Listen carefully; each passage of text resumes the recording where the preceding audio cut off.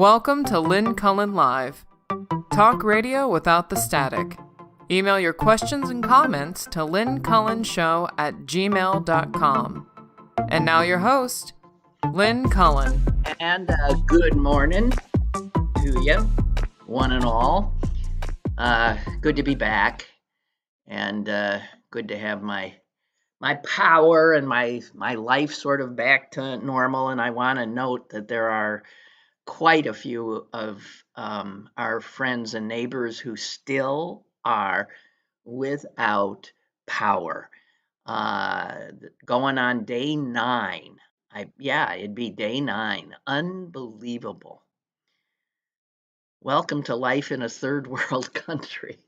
I don't know. I mean, I know two people. One is in Forest Hills, and one is in Churchill, and they're still out. There's a lot of folks still out. I was looking at the outage map. Wow. So they didn't pull off what they had been promising, which was everybody would be back up by last night at midnight. So, wow. I feel for those people. It gets old quick. Okay. So there are a number of things I want to talk about today, talk to you about. This is going to be a little strange. I need to let you know that, well, look, I mean, you know that I, like many of you, have been struggling to come to terms with, deal with this moment in our history. We are serious people. We know what is happening is serious and dangerous, and we've never in our lives seen such a threat. There's a lot of fear and anger and feelings of powerlessness and all of that. But here's the thing. I don't know how much I should dwell on it day in and day out.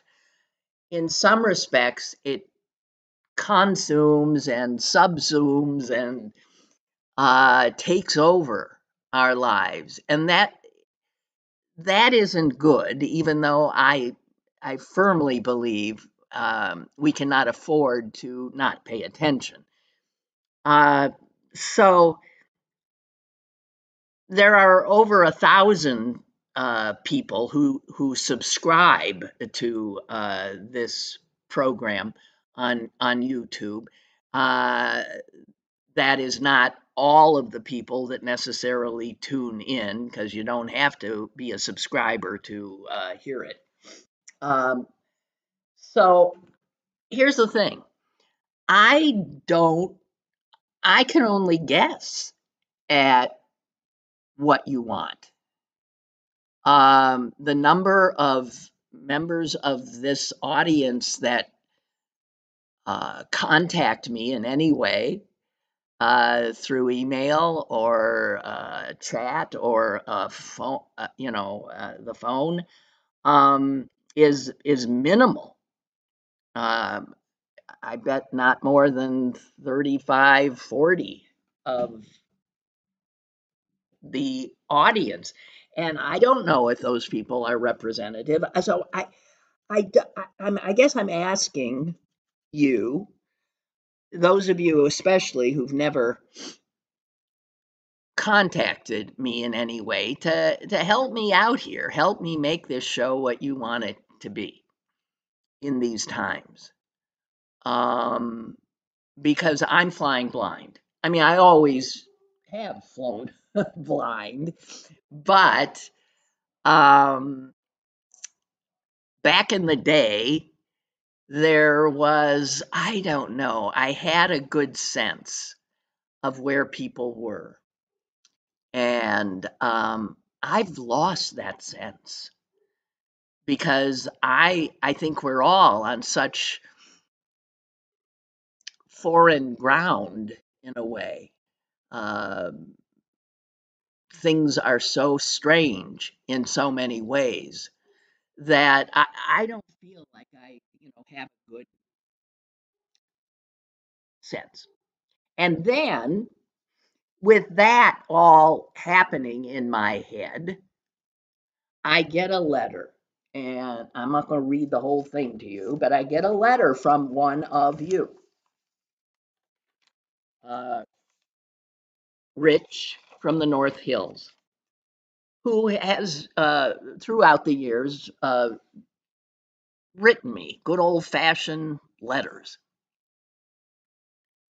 And this one, well, I'll read the first two paragraphs. Good day, Lynn. I have a suggestion for your show. Not a request, a suggestion. Although I am tempted to call a conclave of listeners, Gmailers, and callers. What would you say to designating the last Thursday of each month as Throwback Thursday? A show with no heavy subjects, no politics, and certainly no Musk and Trump and all that they bring. Well, that's the request. That's the suggestion. Um, and it ain't asking much. He's saying one day of the month, one show of the month. I got no problem with that. Um, and designating a specific day, that I have a little problem with, just because what if the last Thursday of the month turns out to be the hugest news day in the universe? Well, obviously you ain't doing a throwback. But I appreciate what prodded Rich to write this. And he does go on and on and on. And he says, of course, it's your show and you know where you want to go. But I think a Throwback Thursday would be good for all, you included. I miss the joy in your voice that was so prevalent in the archive shows of just 2 years ago. Wow. I bet. I bet. I miss it too. And you're sort of wrong in that I don't know where I want to go, which is why, Rich's letter hit at a good time, because I don't know. So anyway, we can't quite have a conclave, but I'm going to ask that if you have any inclination about that, I will do this. I have no problem doing this, and I think in the last few weeks, well, given the fact I had a week taken from me with the power outage, but I have been trying to insert, you know, more pieces that are not this constant drumbeat of horror. Um, so I needed to get that out there to you. Um, Rich ends thusly: if the country is going away, at least we can have 1 hour a month to enjoy awake with a smile and with friends. Buddy, can you spare a time? He's a punster. Rich, I appreciate it. I do. Um, And so there's that. Coming in, I have a hello from Malaysia from Bree. Hi, Bree. I used to think of Malaysia as this, like, sort of scary place with like real strict rules and you had to watch what you say and stuff like that. And now, man, um, I live in a place that's scary, really scary. You're lucky to be not here. Jody writes, I like this suggestion from Rich. I like hearing some of the stories from the days of yore with Dougie. Well, I don't know if he means that we're going to, yeah, talk about the old days. I mean, that's one thing we can do, but I think he just means what the old days were is that talk radio was this, hodgepodge. It was not, I didn't do politics all the time. My God, I swear we did 1 hour or even 3 hours on with the phones lighting up nonstop on what to put in a potato salad. Man, did things get hot and heavy. Uh, so, not that I do that again, but yeah, random talk, like you talk with friends, like you do. And I love, because I live alone and I read a lot. I don't have somebody who I turn to and say, hey, listen to this, you know. And instead, I rip whatever that is out and put it aside so that I can say to you, hey, listen to this. And I truly look forward to that. Yeah. So back to where we used to be. Yeah. Which was a better place. Who knew? You never know till it's taken away. Who knew? Yeah. So yeah, I mean, I have been trying, and I will continue to do so. Absolutely. Hey, here's a great quote. I love these quotes that I get from The Week magazine. This is from Arthur C. Clarke. Two possibilities exist. Either we are alone in the universe, or we are not. Both are equally terrifying. Isn't that the best?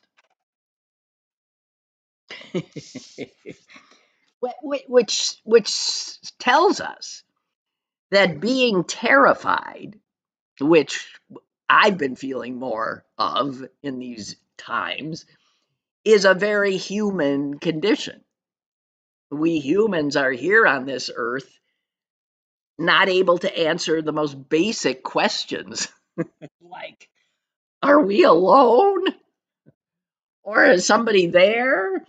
Or who did this and why are we, all of that, which of course is why religion exists. But that can be a chicken and egg thing too. So, anyway, all of that. So, I just want to throw that out. And Dana writes from Chicago. I am glad to hear you every day. A positive note is hearing people like Illinois' Governor Pritzker, Bernie, AOC keeping people engaged and speaking out for us. That is, yes, positive. And there's more and more of that too. What I need to get better at is, and I have, is not jumping when the son of a bitch in the White House says jump. Like Alcatraz, not biting that little bauble, you asshole. I just no. And even because the things that he and his minions are doing, the destruction is so astonishing. And the lawlessness and corruption is so jaw dropping that to allow him to play with our heads any more than I don't know what to say. I mean, I don't know. I am trying to resist in many ways, and one of the ways is not losing sight of the big stuff, the truly dangerous stuff. And that can often fly under the radar. So, whatever.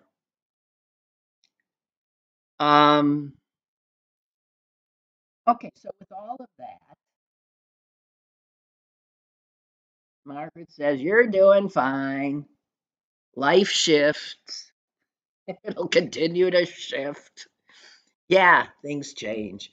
We're getting better at, I guess, adjusting. But,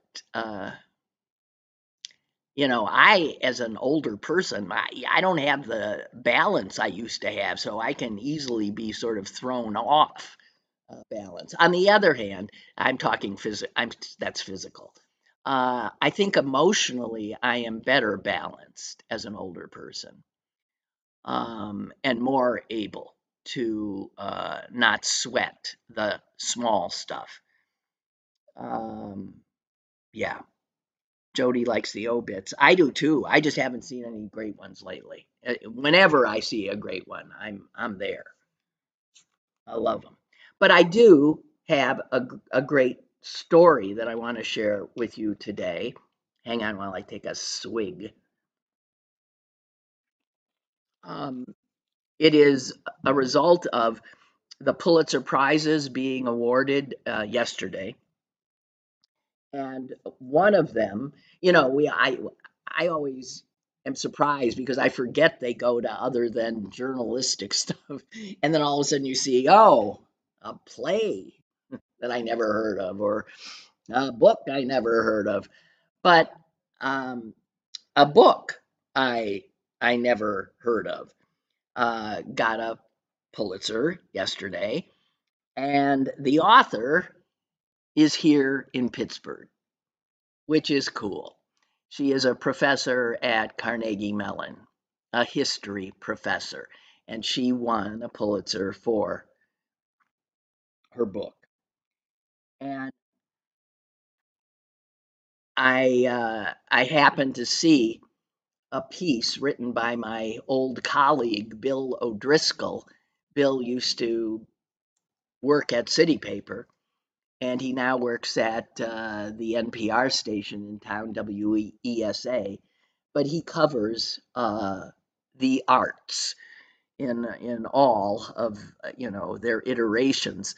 And he had, when her book came out last year, he had written a piece about it. And so, what I share with you is from Bill O'Driscoll's piece. Um, the book centers on Harriet Tubman. And we think, oh, Harriet Tubman, come on, everybody knows about Harriet Tubman. Well, yeah, it turns out there's always more to know. And one of the reasons this woman, I should give you her name, shouldn't I? Where's your name? For God's sake, I don't have her name here. I can't think of her first name. Her last name is Fields Black. But I'm not seeing the first one. I just pulled some stuff up and I didn't get her whole name. Yes, I did. Etta Fields Black. And the book, if you're interested, is called Combee, Combee, Harriet Tubman, the Combahee River Raid, and Black Freedom During the Civil War. And it was published by Oxford University Press. And it's now got a Pulitzer.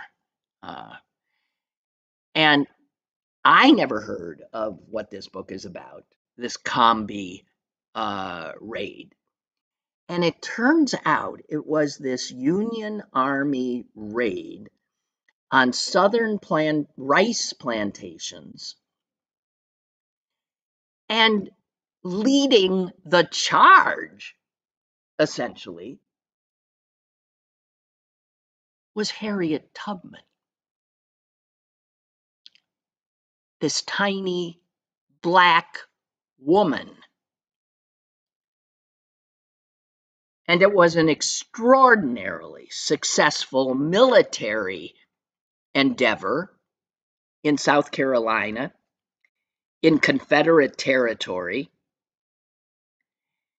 and it resulted in the freeing of the largest number of slaves in any one time. Why don't we know about this? Maybe some of you do, but I had not heard of it. Happened in 1863, and you know what? The war wasn't going real well for the Union. Gettysburg had yet to happen. And the author, Fields Black, says that she believes that this raid that Harriet Tubman led constitutes the largest slave revolt in American history, the most successful, and it's second only to the Haitian Revolution in the entire Western Hemisphere. 750 enslaved people were freed that day.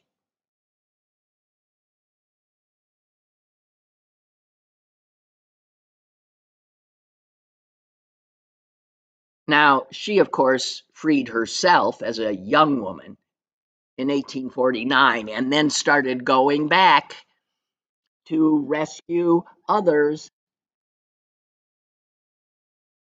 One of the more extraordinary people in American history, without a doubt.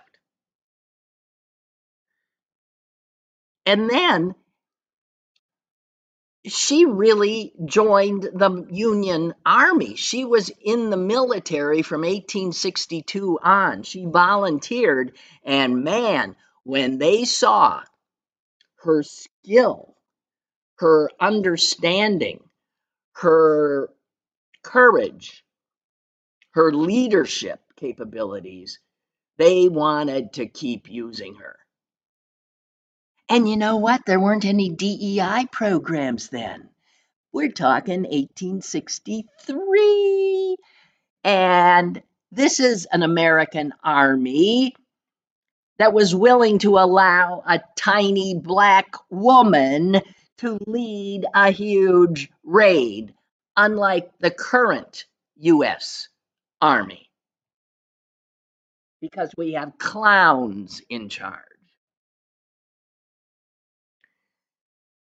So in this raid that this book is about, she led a group of spies from the beginning. I mean, this is before the raid itself. She first scouted, spied, did all the groundwork, and she recruited the men, all black soldiers.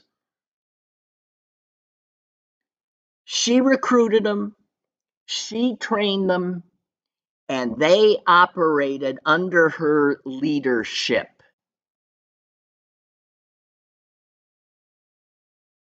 They had at their disposal 3 Union gunboats, and she was aboard with the 150 soldiers,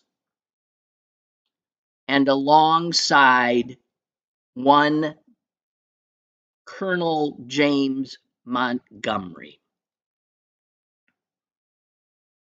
But she was the leader.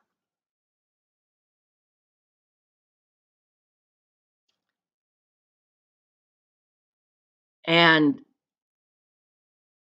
I'm not going into I can't imagine, the book probably takes you blow by blow, extraordinary. But this was so successful a raid that they managed to burn to the ground 7 plantations and get all of those slaves on those plantations, 750 men, women, children, elderly, out.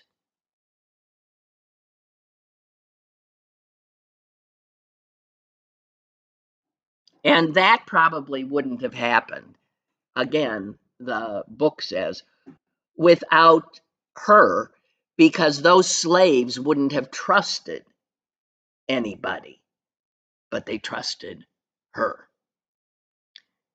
She was crucial in gaining the trust of hundreds of the enslaved people who were willing to risk their lives fleeing the plantations, heading for those boats, running however they could do it. There were many eyewitnesses to this because so many people survived it.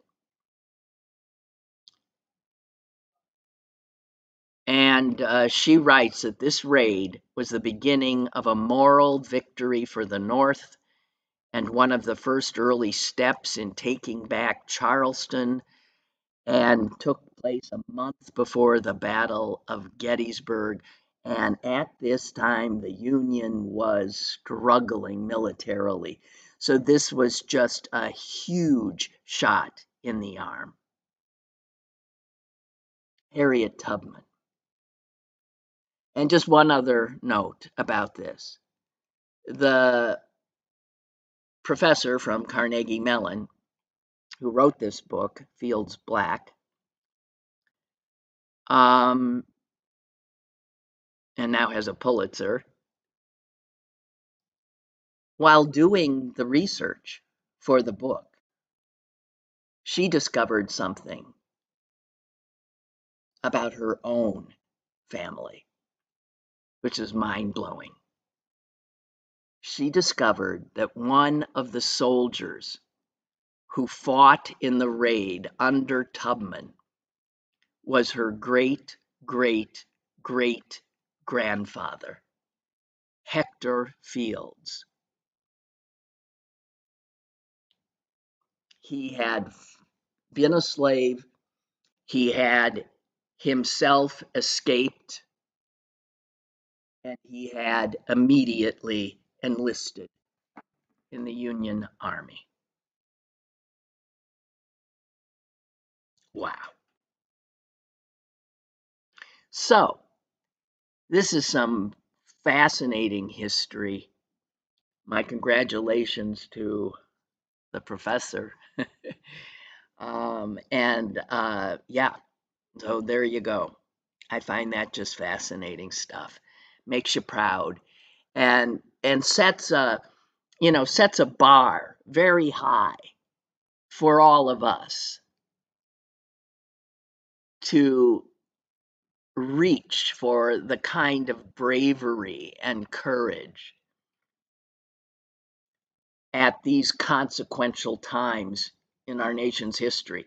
Without these kinds of people and their courage, we wouldn't be here. And there is little doubt that the reason we are where we are with these god-awful people having taken control of our government is that they are the result of the Confederate loss of the Civil War. There is no doubt about it. No doubt about it. They are the ancestors of, philosophically, their sense of having been wronged. And you see through their actions the attempt to erase Black people, the attempt to erase Black history. These are the same SOBs who tried to destroy this country then. And unfortunately, we do not have an Abraham Lincoln in the White House. we have the antithesis. We have a man who is pure evil and cruelty. And that does not bode well for us and our country, because even with a Lincoln, when the country was torn apart by this original sin of racism and of some people being somehow more human than others or better than others, which is what, by the way, Trump and his billionaires and his fascistic folk believe. They do not believe in the democratic ideal of all men are created equal. They don't buy it.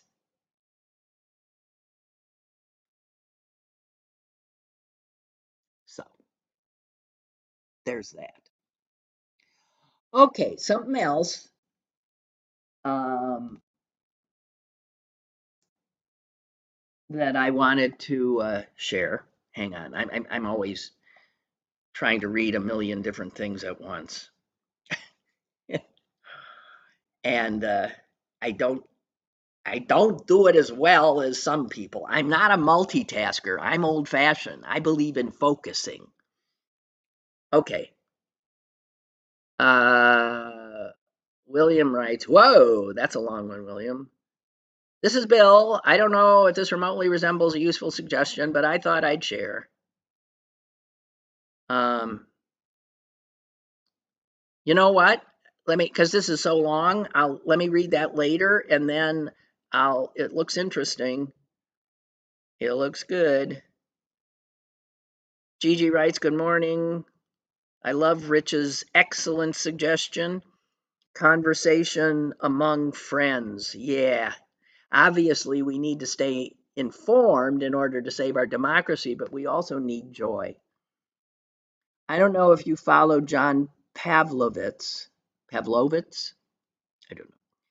But he had a good post the other day entitled 5 Ways to Give Fascism a Middle Finger. She gives me the link. But to summarize briefly, it is 1, cultivate empathy. 2, financial activism. I'm big on both of those. 3, don't wait, act. Yep. 4, cultivate gratitude. And 5, stay fucking joyful. Well, those are wonderful. And I wholeheartedly agree with all and mightily try. I think I spoke a few weeks ago about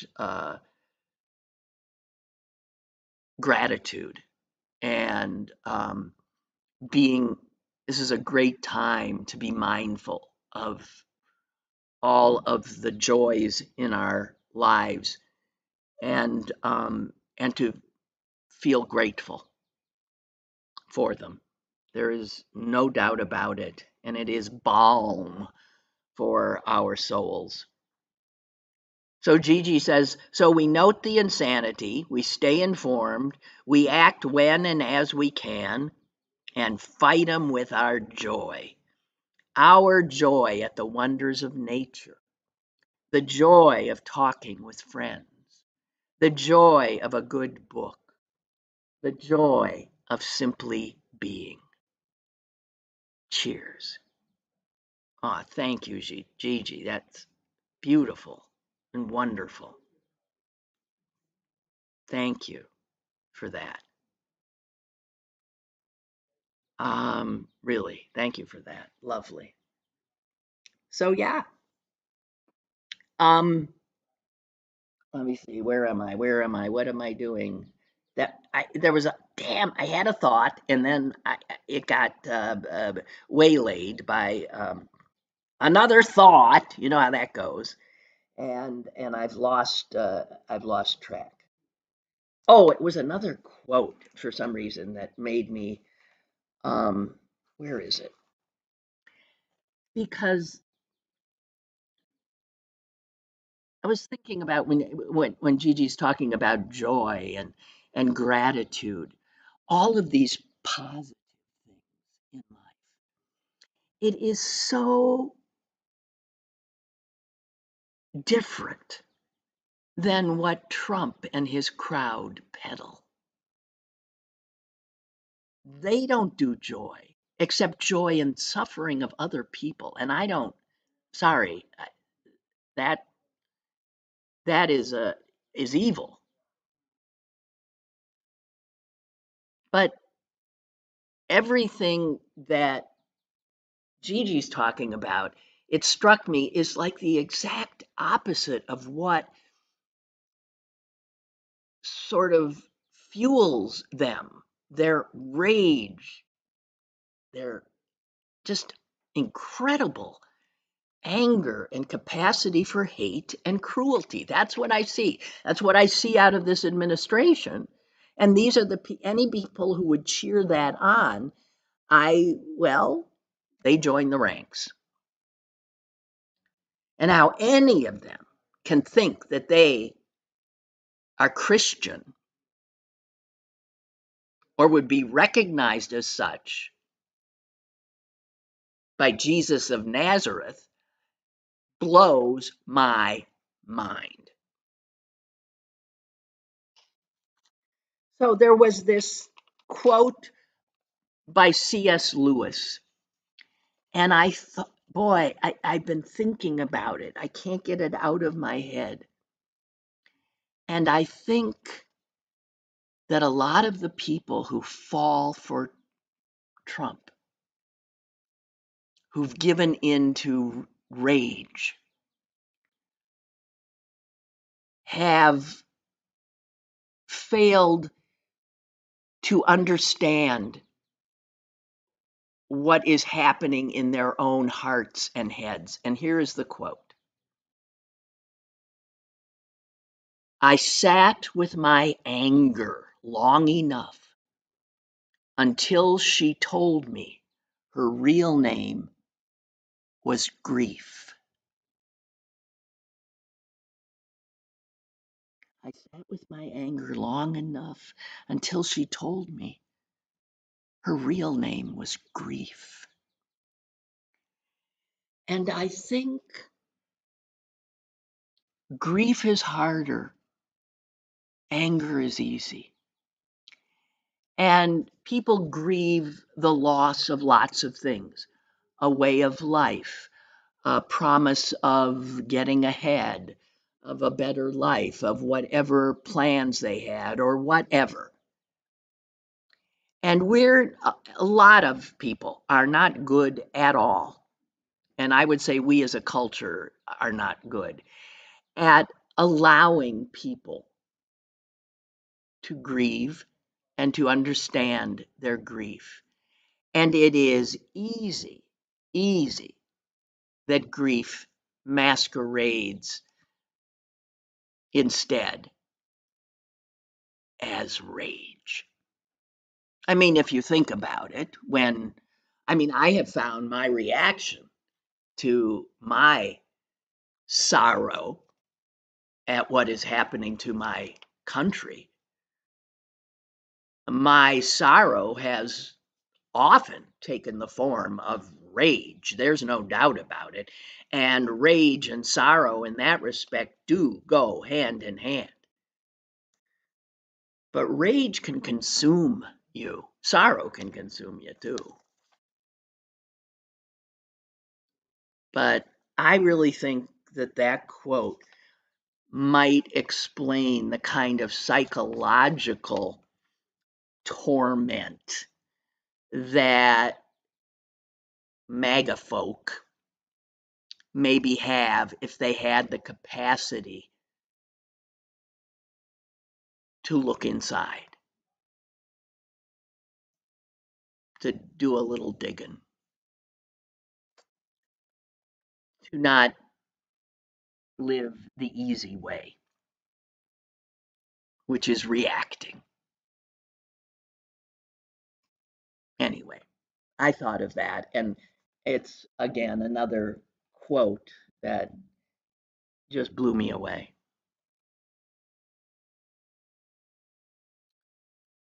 Oh boy, let's see. What else? Oh, so I filled out my ballot already for the upcoming election. The big one is the mayor's race here in Pittsburgh, but there's also city council races and school board races and a lot of judges. And I hope you seek out, good information in that regard. But one of you weeks ago now, I think it was Ed, right? Ed, you said, "Hey, what's your take on the mayoral election?"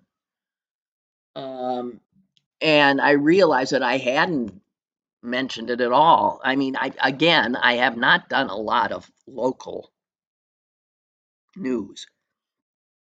And part of that is because I'm not as up on it as I used to be. Um, and I don't have as many sources. I have some, but not a lot. Anyway, the mayor's race. Guys, I filled out my ballot and sent it in, so I've already voted. Um, I um, I also had somebody come to the door maybe about 2 weeks ago, and I answered it, which is not like me. When I see, I think, oh, there, whatever. By the way, I've answered my door twice in the last few weeks, and both times the person on the other end was somebody that I normally would be avoiding. One, Jehovah's Witnesses, and two, this political, a guy that was asking me who I was voting for, and just get me to maybe vote for certain people. And I have to tell you, in both instances, I had absolutely delightful conversations. And it reminded me that my inclination to avoid conversation with strangers is not a good aspect of my personality. And inasmuch as I put myself in my discomfort zone, I am often rewarded. And seriously, just had a delightful conversation with the two Jehovah's Witness gentlemen. Um, and it wasn't all about, I mean, it wasn't really necessarily all that much about religion, if I can recall. I don't know. I mean, it was a little bit, but um, it was delightful. And the guy, though, that was the political guy, asked specifically about who I was supporting in the mayor's race. And what I said to him is, I don't really want either of them. He said, I'm hearing that a lot. I said, you are? I'm surprised. I said, he asked me why. And I said, look, I don't feel like I know enough. I think both men are good men. They're not bad guys. They're good men. I think Mayor Gainey has had a rough time, in part because he inherited a city that was suffering a pandemic, whose downtown had been abandoned, right? And all of the economic and all the stuff that happened as a result. I mean, he really got And he inherited a city that was sort of really divided, I think, in many ways. Anyway, my sense is that I'm with Gainey more in terms of who he wants to represent, who he feels needs his voice. And that means not the rich folks. And unfortunately, the people behind O'Connor are the rich folks. And they want their power back because they didn't have it. They lost some with Gainey. He wasn't focusing on them like mayors are supposed to. I'm sick of these people who think they own towns and countries. I'm sick of them. I even know a lot of them. They might even be friends of mine. But I'm sick of them. The developers who always think that by virtue of their developments that they're moving things forward, when I don't necessarily see it that way. I see them destroying neighborhoods, moving whole populations, sweeping away poorer people.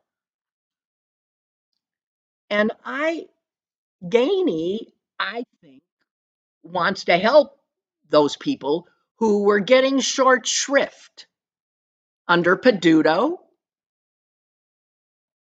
and probably will under O'Connor, even though the Peduto and O'Connor, good men, but they're part of this establishment.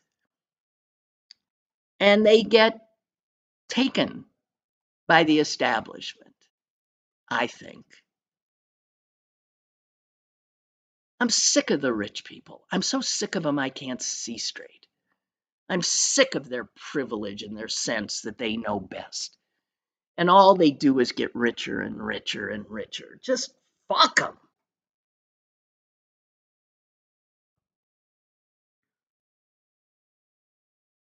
And I say that as a person who's a person of means myself.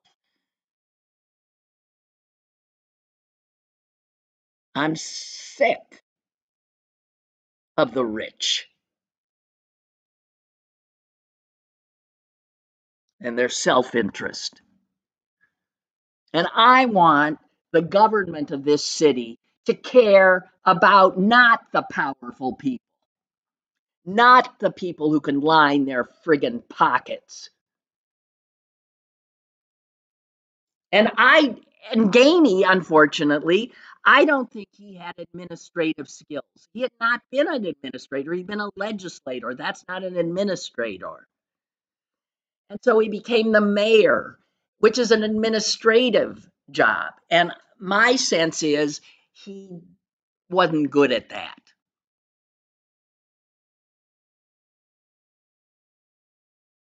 That's my sense. O'Connor's probably better at that.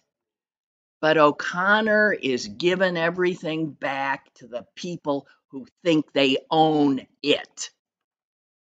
And they do. And I'm sick of them.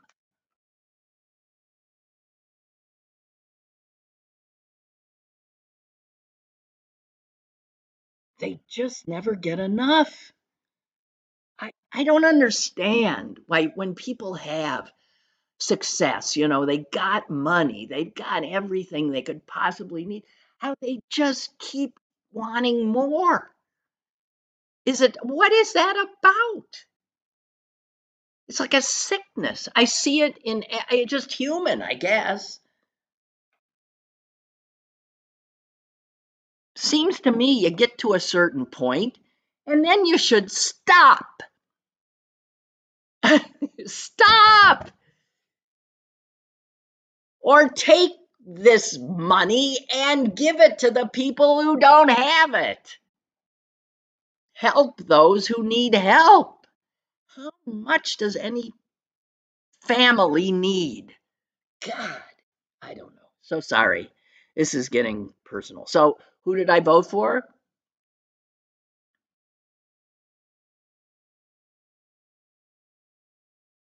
I did something that I don't approve of. I didn't vote for either. And I'm not recommending it, but I didn't vote for either. I did a write in. I didn't know. I'm so disheartened. And the other disheartening thing on that ballot, which some of you haven't seen yet, is there's a lot of things where you got nobody to vote for because nobody's running against the person. I cannot tell you how many things there was just one name up there. And I'm supposed to bother, filling out that circle? Screw that. I'm not going to vote. There's no point in voting. And at a time in our democracy when we see how fragile it is, that we can't even get two people willing to run for these offices is beyond me. So anyway, there's my complaint. I wrote in Mr. Rogers.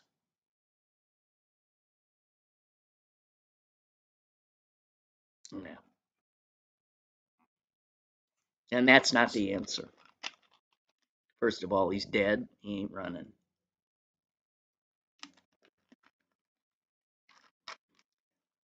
My gut tells me O'Connor's going to win. And as I said, I think he's a nice guy. But I can see from all the signs in all the rich people's yards, yeah, they want their guy. They know who their guy is. And unfortunately, I don't know. I don't know. Don't ask me. I don't know. There's actually the one story that blew me away. Two things I just want to get in before the show ends. Is there is actually an election, a race that happened in November when the son of a bitch got reelected that still has not been called. Oh, it's been called, but it's been challenged, right? And that is an election for the Supreme Court in, where is it? North Carolina. Now, this again shows what these these bastards, they're called Republicans. They are not an honorable party anymore. They deserve every measure of scorn and contempt you can summon. No, I make no apologies. And anyone who would still be a member of that party now, when they've exposed themselves for what they are, is somebody that, well,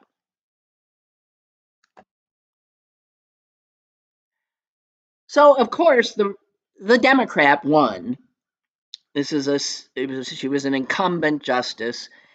The Republican loser has been fighting and saying, trying to get votes thrown out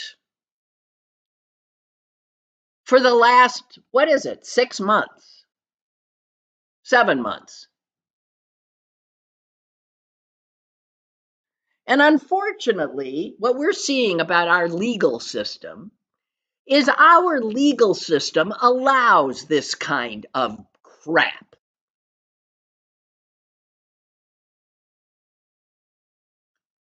The tying up of stuff. It's what the Republicans and this administration uses. this flaw, the slowness of our legal system. And this is a guy, the Republican, who tried to throw out tens of thousands of people's votes. And of course, they were people who tended to be black, tended to be Democrats. He came up with all kinds of reasons why they were suspect, because this is the kind of crap that Republicans traffic in now. And he lost every time he lost. But our system allows appeal. And now he is up to the federal judiciary and the U.S. District Court and a judge appointed by Donald Trump.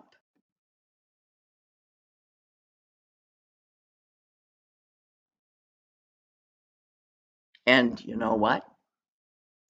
The judge appointed by Donald Trump told this Republican son of a bitch, you establish the rules before the game. You don't change the rules after the game is done. And he said all the votes are to be counted. You lose. A judge appointed by Donald Trump.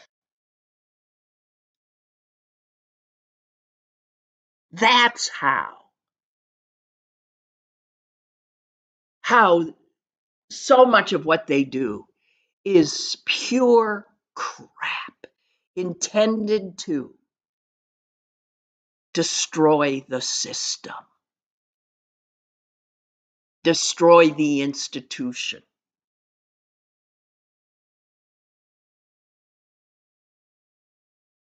So you're seeing even Trump judges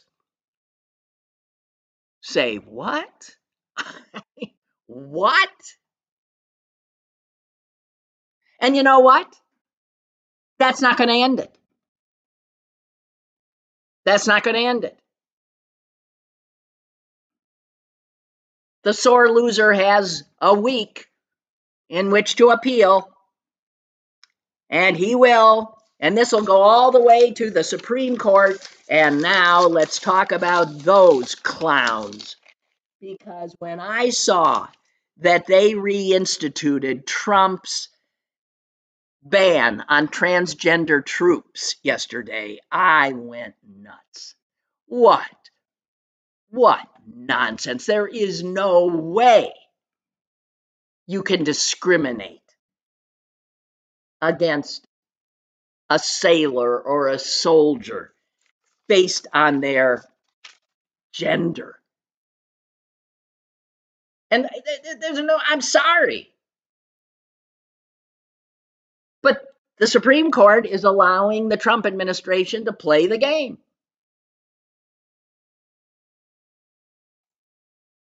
To go ahead and then let the process continue to work out, and then eventually maybe it'll come back to us, and who the hell knows?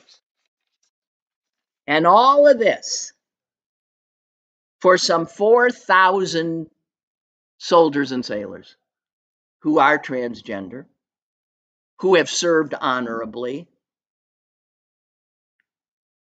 Less than 0.5% of the military. But the Trump administration says that these people are by their lifestyle dishonorable. Wow. Let me just, I happened to read about one of the transgender service members who brought the case trying to stop her termination from the military, which has been her life. Her name is Commander Emily Schilling. She transitioned while she was in the military. She has been a naval aviator for 19 years. She's flown more than 60 combat missions including in Iraq and Afghanistan, there has never been anything but praise for her in her capacity as a naval aviator, combat aviator. I am so sick of these haters. I am so sick of them. Okay, that's it. Anyway, yeah, we'll do that Throwback Thursday thing. I'll have to keep my eye on the calendar. I never know what day it is. But yeah, we'll do that. And again, if those of you who don't communicate with me at all, give me a holler here and there and help me know who my audience is. That would be helpful, even to you, right? So thank you. I really do appreciate it. And I'll be back tomorrow. Good Lord willing and Duquesne Light willing. Okay? Toodaloo.